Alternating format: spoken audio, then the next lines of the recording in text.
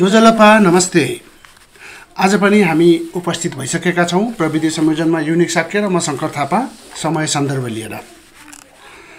आज राजनैतिक विषयलाई हामी यहाँ स्थान दिँदैछौं। आजको हाम्रो कार्यक्रममा सहभागी भई आज अहिलेको राजनीतिक स्थितिबारे जानकारी दिँदै हुनुहुन्छ नेकपाका एक वरिष्ठ नेता हुनुहुन्छ, कीर्तिपुरको पाङ्गामा स्थायी घर भएका दिलीप महर्जन। उहाँ पूर्व पर्यटन तथा भूमि सुधार मन्त्री पनि हुनुहुन्छ। आज हामी उहाँलाई जोड्दैछौँ र प्रधानमन्त्रीले गर्नुभएको प्रतिनिधि सभा विघटनबारेमा कुराकानी गर्दैछौँ।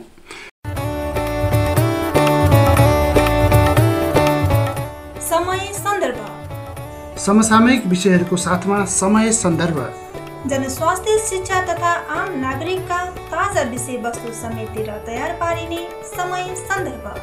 हेलो हजुर। दिलीपजी, यो समय सन्दर्भ कार्यक्रममा म यहाँलाई स्वागत गर्न चाहन्छु। हजुर, धन्यवाद। तपाईँ एक वरिष्ठ नेता माफ गर्नुहोला, वरिष्ठ नेता हुनुभएको कारणले पनि म आज प्रतिनिधि सभा विघटन भएको विषयलाई लिएर केही कुरा उजागर पारिदिनुहुन्छ कि भन्ने आशाले म यहाँसँग जोडिँदैछु। हाम्रो प्रधानमन्त्रीले केही दिन अघि मात्र प्रतिनिधि सभा विघटन गर्नुभएको छ। अहिले देशमा प्रतिनिधि सभा छैन भनौँ। यो अवस्थामा यो प्रतिनिधि सभा विघटन गर्नुपर्ने कारण के पर्यो होला हाम्रो प्रधानमन्त्रीज्यूलाई?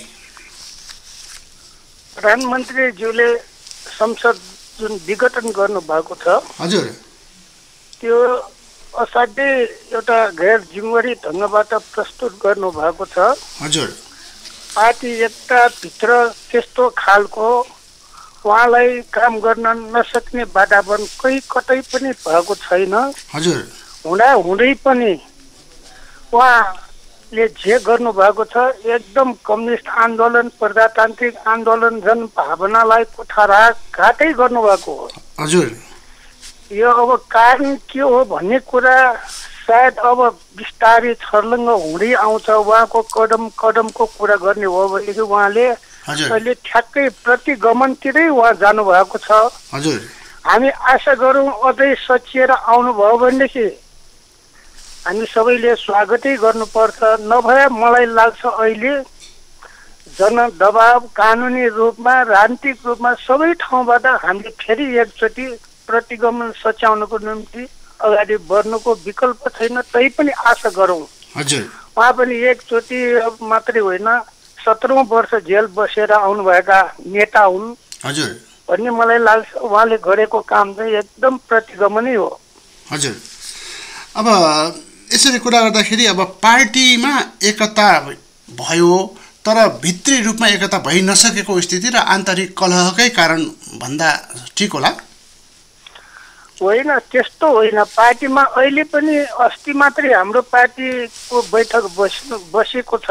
हजुर, बैठकबाट उहाँले जे कदम चाल्नु भएको छ त्यो कदमलाई सच्याएर म चाहिँ आउँछु भन्नुभयो भनेदेखि त्यसमा उहाँको कुनै पनि त्यस्तो कारबाही हुँदैन। हजुर, अब उहाँले जे काम गर्नुभएको छ जनताको भावना, मैले अघि पनि भने प्रजातान्त्रिक यत्रो लामो सङ्घर्षबाट प्राप्त भएको, पक्कै पनि केही पुग नपुग कम्युनिस्टको नेतृत्वमा सरकार बन्न पाएको। हजुर, जनताले यस्तो अपेक्षा गरेको छ। जनताले अब केही हुन्छ भन्ने यत्रो आशाले भोट दिएको।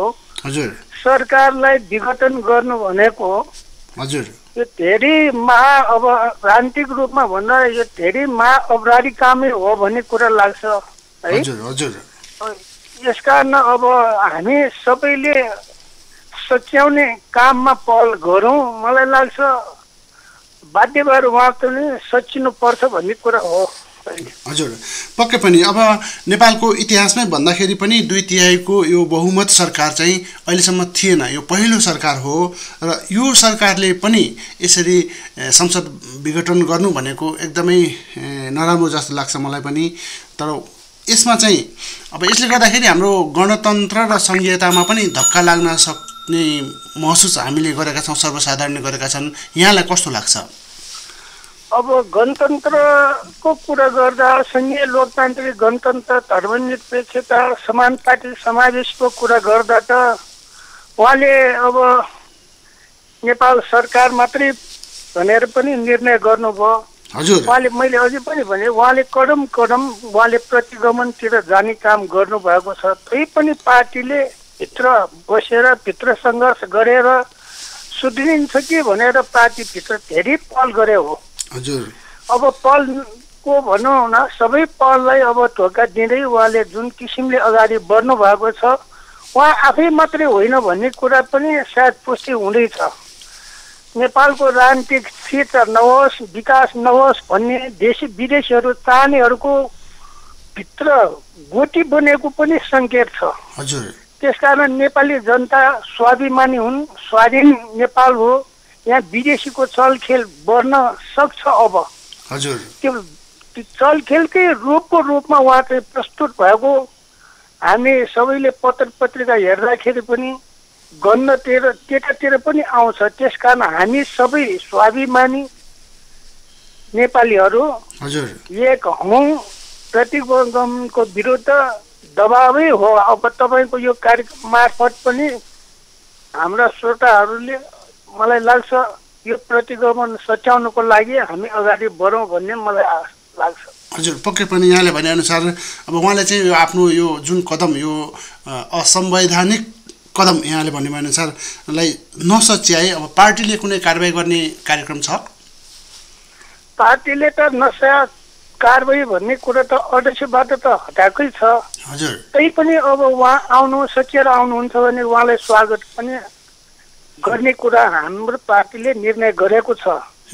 त्यस कारण सचेर आउँछ कि आउँदैन भन्ने कुरा अब हेर्दाखेरि उहाँ आफैले वैधानिक होस् या अवैधानिक ढङ्गबाट उहाँले 1100 जुन उसले केन्द्रीय आयोजक समिति बनाएर भनौँ न पार्टी दर्ता गराउनेतिर जानुभएको छ। उहाँ जुन बाटो रोजेको छ त्यो प्रजातान्त्रिक हिसाबले पनि मूल्य मान्यताको हिसाबले पनि कानुनी हिसाबले पनि उहाँ चाहिँ ठाउँमा उहाँ बस्नु भएको छैन।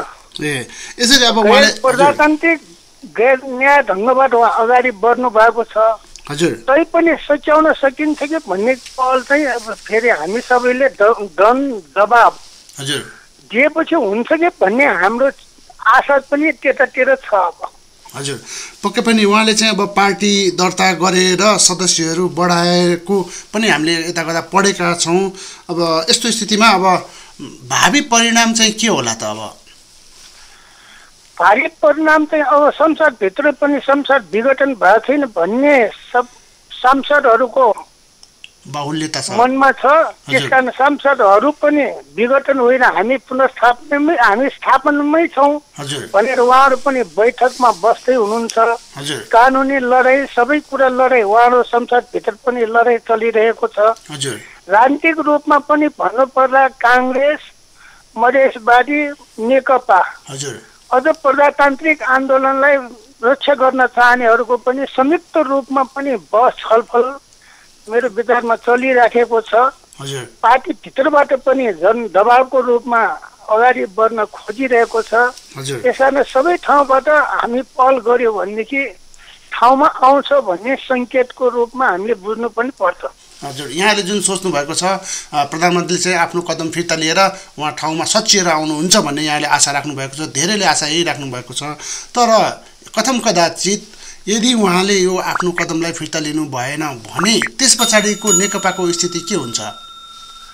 अब नेकपाले चाहिँ आन्दोलन र पार्टीलाई अब अगाडि बढाउनको विकल्प छैन। अब पहिले पनि आन्दोलनबाटै हामीले प्रतिगमनलाई सच्याउन नेपाली जनता सफल भएको हो। अहिले पनि अब पार्टी एक्लै मात्रै होइन सबै पार्टीसँग एकता सहकार्य गरेर आन्दोलनबाट सच्याउनको लागि अगाडि बढ्ने हो। हजुर, यसरी आन्दोलनै गरेर अगाडि बढ्छु यहाँले जुन भन्नुभयो त्यो कुरा चाहिँ अब अहिलेको देशको स्थिति भनौँ अहिले अब यो अहिलेको कोरोनाको महामारी छ, जनताहरूले खानु नपाएको स्थिति छ। यो स्थितिमा फेरि आन्दोलनतिर लाग्दा राम्रो होला र?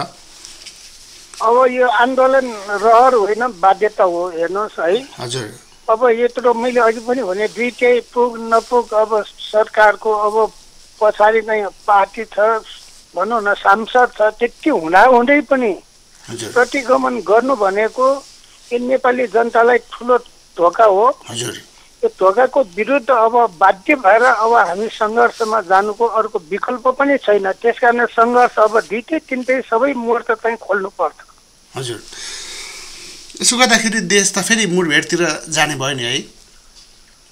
हामी मुठभेड चाहन्न, प्रजातान्त्रिक अब मूल्य मान्यतालाई स्थापित गर्ने हो, अधिकारलाई भनौँ न अब हामीले चाहिँ रक्षा गर्ने हो।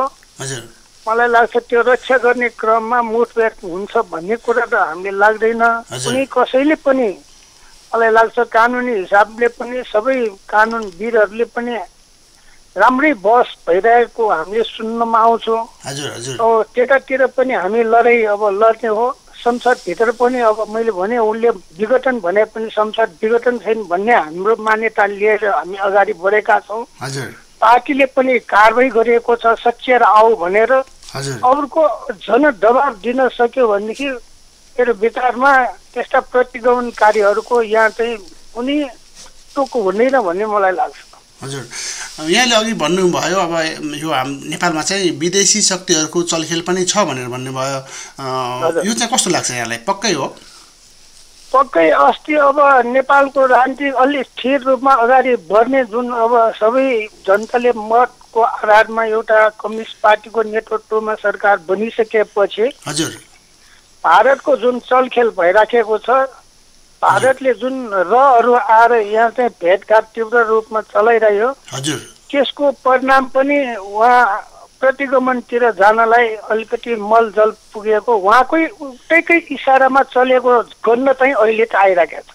हजुर, पक्कै पनि है। स्याल कराउनु र कुखुरा हराउनु एकैपटक भएको हो कि अथवा उहाँले अब जानी यस्तो किसिमको कदम चाल्नु भएको, त्यो चाहिँ भविष्यमै थाहा हुनेछ।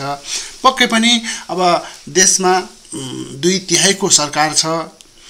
यो सरकार इतिहासमै पहिलो सरकार पनि हो, 2/3 सरकार। यसरी यो सरकारलाई चाहिँ भाडिनु हुँदैन भन्ने यहाँले सोच्नु भएको कुरा छ। यो चाहिँ पक्कै पनि उहाँ आफ्नो कदम सच्याएर प्रधानमन्त्रीले पुनः फिर्ता लिएर संसद चाहिँ पुनर्स्थापना गर्नुहुन्छ भन्ने हामीले पनि आशा गरेका छौँ। अन्त्यमा जाँदै म नेवा एफएमको श्रोताहरूलाई र हाम्रो नेकपाका हाम्रा कार्यकर्ताहरूलाई कुनै सन्देश दिन चाहनुहुन्छ कि? अब यस्तो सङ्कटको घडीमा सबैले भनौँ न न्यायको लागि आवाज उठाउँ, एकताबद्ध भएर फेरि एकचोटि जागौँ भन्ने म इनाद या अनुरोध गर्न चाहन्छु सबैमा। हजुर, धन्यवाद।